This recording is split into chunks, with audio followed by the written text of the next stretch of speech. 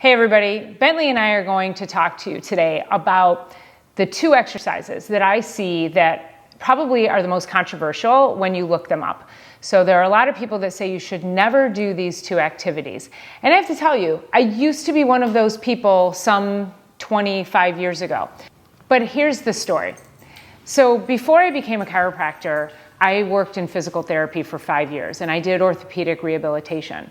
And during that rehab, I was telling a lot of people that they should never do these two particular activities. And I was behind it and I believed it. But you know what? I never understood why. I mean, the why I was being told was that it would be detrimental to your back, and on the other one, it would be detrimental to your knees. But then, about 18 years ago, I started doing yoga. And I started to recognize that all of these exercises that I had been told for years were bad for me and that were going to injure me, that I was doing them every time I went into a yoga class. I was doing all kinds of exercises and stretches that I was told at one point in life they were contraindicated, that they would damage you, that they would cause injury.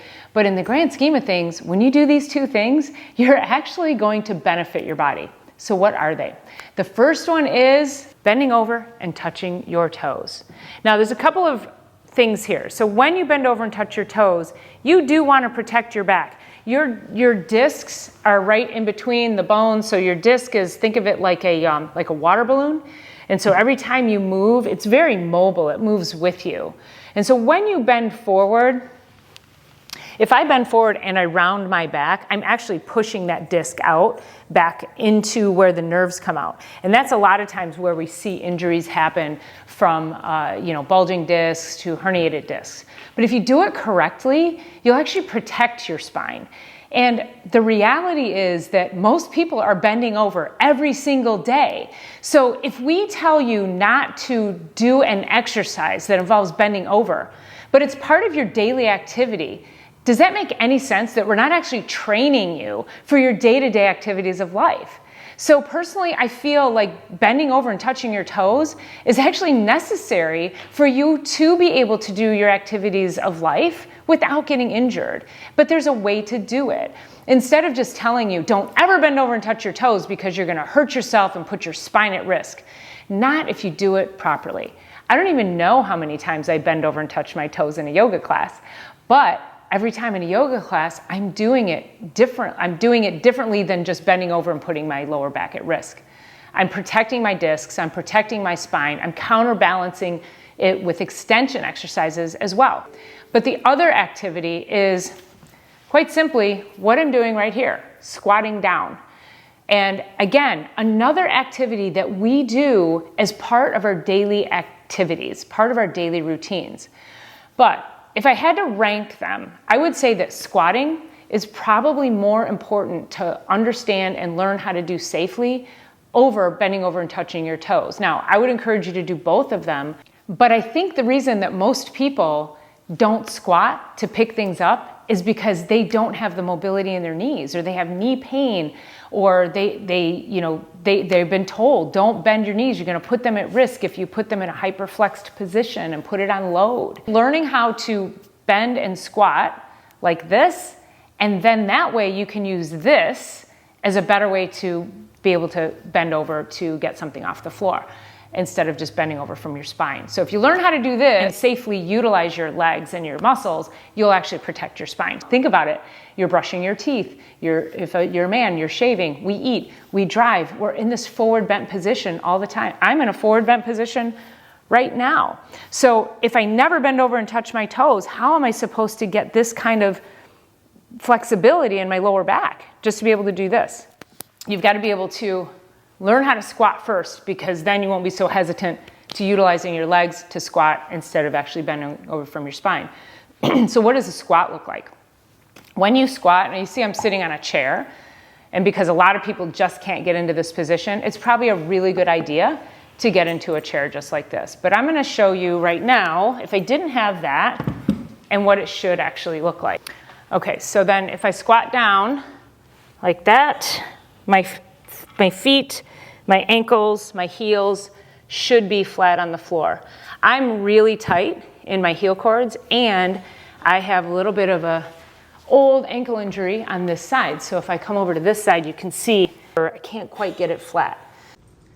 What I've done here is put a couple of books underneath my ankles. This way I can get a little bit deeper into the squat and I don't feel like I have to compromise my ankles. This is a great way to learn how to get deep into this squat if you have tight ankles. Now I can get here, I can get my toes pointed forward, I can get my butt almost all the way down to the floor, and I can just hang out here. And then when I go to stand up, I just come straight up. So you can see also what I'm doing is I'm actually coming straight up from the quads. There's a lot of cracking and popping going on in my knees. But that's, again, just from old injuries. But my mobility, I don't have any more knee pain from doing this. I don't have any more ankle pain. And so this could be your exercise to improve your mobility. Now, if getting down here is too far, that's where the stool comes in. So you can use the books, use the stool, and then it's very similar. Now this is really going to help you strengthen your legs. So it's a deep squat, but it's controlled. But what it's going to do is going to strengthen everything all around your knee joint. And when you do that, you'll be able to get into these deep squats. Now I'm a little more warmed up. Just to recap, we want to be able to squat. We want to be able to stay in this position. Now again, I'm up on my toes because I can't get on the balls, or I can't get on the heels. But it's a work in progress. So I don't expect you to be perfect, but I do expect you to be able to squat down. So it's a lot easier to be able to squat down and pick something up when you have the flexibility and the strength in your knees. But if you have knee pain, you want to start slowly. And maybe just the first part of that is using a chair. Maybe this is as far as you can get on your squat, and you've got to do that. And then you can work into the range. So you can slowly get a block. You can throw these books up here. Hi, you gonna help me? Gonna help me? That brings it up a little higher. But you can see I've got a little bit smaller angle here on my knee to my thigh. But anything you can do to start to work the knee. When you see you should never bend over to touch your toes or you should never squat down, the honest truth is that we are doing this as part of our daily life. So much as you would train for any activity, why wouldn't you train for that? You know, you're going to go do those activities anyways. You're going to bend over, you're going to squat down.